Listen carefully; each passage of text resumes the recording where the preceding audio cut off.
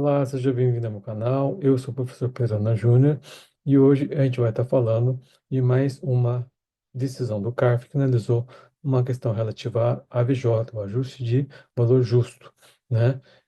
Então, é um tema que surgiu tendo em vista a Lei 11.637 de 2008, que alterou a legislação contábil e depois foi regulamentado pelo RTT e pela Lei 12.963 de 2014, né? Então, se você ainda não acompanha o canal, acompanhe, compartilhe esse vídeo, se inscreve, que sua participação é bastante importante para o desenvolvimento do canal. Então, o que que a gente vai estar discutindo hoje nessa videoaula? A questão da AVJ, né, especificamente, né, o caso que foi julgado pelo CARF, no acórdão 14.01.007.393, que se trata da questão, né, da distribuição de lucros decorrente desse valor, né? Então, qual que é o ponto dessa discussão? O contribuinte, se ele efetuar a distribuição de lucros de valores originários de AVJ, se isso importa realização para fins de tributação do valor, com base no que dispõe a Lei 12.963 de 2014. Então, a Lei 12.963, que ela determina que esse valor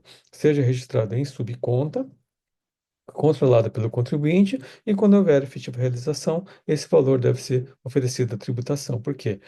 O mero ajuste desse valor não representa a disponibilidade econômica jurídica de renda, portanto, ele só deve ser tributado quando efetivamente realizar esse valor. Então, o que o contribuinte faz nesse ponto? Ele aumenta o valor do ativo e a contrapartida seria um crédito no patrimônio líquido, numa conta de AVJ, né?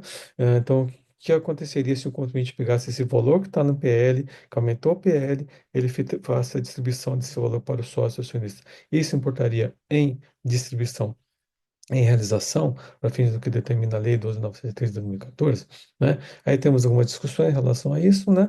É isso que a gente vai estar verificando nessa videoaula de hoje. Então, vamos relembrar o que que é VJ, né? O ajuste ao valor justo. Né? Nós temos duas figuras jurídicas que foram criadas pela Lei 12.973, a Lei 11.638 de 2008, que é a questão do AVJ e ajuste ao valor presente. O ajuste ao valor presente é trazer o valor dos ativos do passivo descontando uma taxa, o valor que aquele ativo passivo representaria na data de hoje, por exemplo. Já ajuste ao valor justo representa o quê? O ajuste contábil que reflete o valor contábil de mercado desses ativos e passivos, né? Então, para poder transformar ou dar maior transparência no balanço da sociedade e mostrar quanto vale aquela empresa naquela época, eu, por força da Lei 12.973, Lei 11.638, eu vou contabilizar, né, o ajuste de valor de mercado de ativos e passivos, né, cuja contrapartida vai ser no PL da sociedade, porque isso não representa nenhuma despesa efetiva, nenhuma receita efetiva. Isso só vai ser tributado quando? Quando houver efetiva realização desse valor, seja por alienação, baixa, depreciação ou qualquer outra forma de realização desse ativo, né? Então, no caso do ativo, é débito do ativo, cuja contrapartida é um crédito no PL, na conta de AVJ, então ele não transita pelo resultado, ou crédito de passivo e débito em PL na conta de AVJ, né? E também não representa uma despesa dedutível. Então, se a receita não é tributada, a despesa não é dedutível. Então, eu só vou tributar esse valor quando? Quando houver a efetiva realização ou quando efetivo dispêndio desse valor. E o que que acontece neste caso específico que foi julgado pelo CARF, né? Nesse acórdão que a gente vai estar analisando hoje.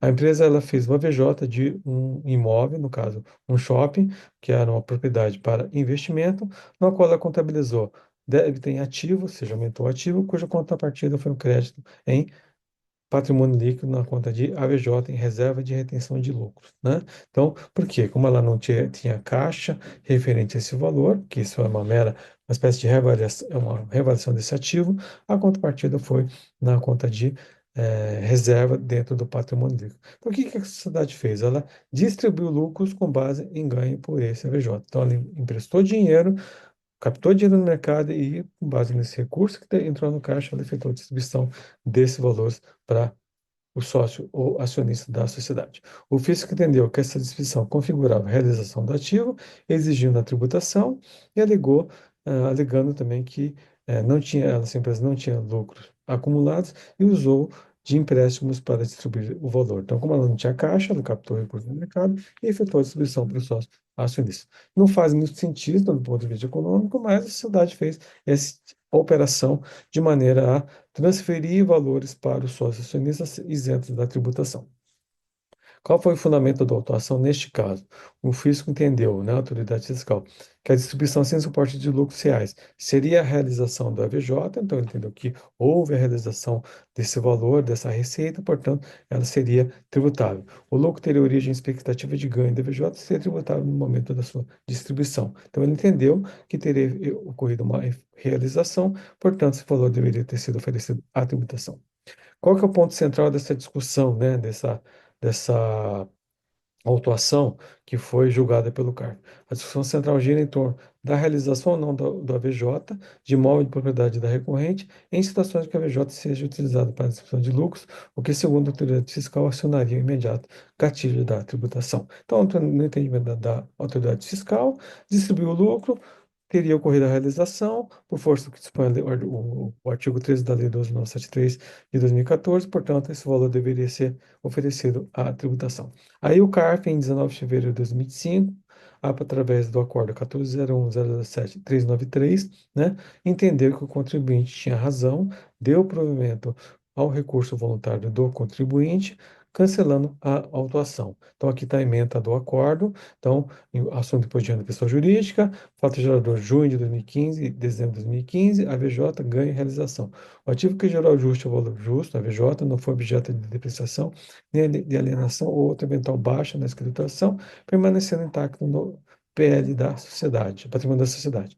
A distribuição de dividendos proveniente do ganho de conta AVJ, contrapartida da subconta vinculada ao ativo, não dá causa à realização do ativo. Então, o que que eles entenderam? Que como ativo e deu a origem ao AVJ, no caso, né? A revelação que foi feita, ela não sofreu qualquer modificação, né? Ela permaneceu intacta, não foi depreciada, não foi baixada, não foi transferida, não foi feito nada, ele permaneceu intacto, então ela deu origem a reconhecimento da receita, eles entenderam que não teria ocorrido a realização do AVJ. Então, o fisco entendeu o lado do PL, né, o que movimentando o PL. Já o CARF entendeu como não houve movimentação no ativo, portanto, não teria ocorrido a realização da AVJ. Então, o ativo permaneceu registrado sem alienação ou baixa, portanto, não teria ocorrido a realização nos termos do artigo 13 da Lei 12.973 de 2014, a distribuição de lucros não que figura por si só a realização da EVJ, por termos do artigo 13 da Lei 12.907 de 2014, e deu provimento ao recurso voluntário do contribuinte, cancelando o auto de infração. Aí, quais são os pontos relevantes do voto do relator, que foi seguido pela turma, né, para a maioria da turma? São informações de cunho societário, não tributário, a distribuição de lucro, né? O AVJ representa a perspectiva de ganho e não realidade econômica.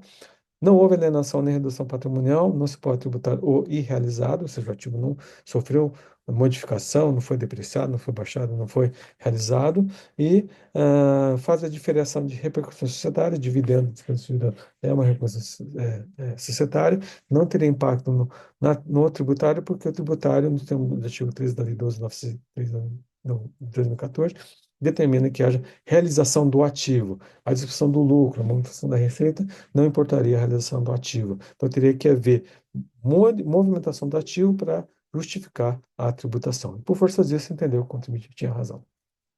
E o que a gente pode concluir dessa decisão?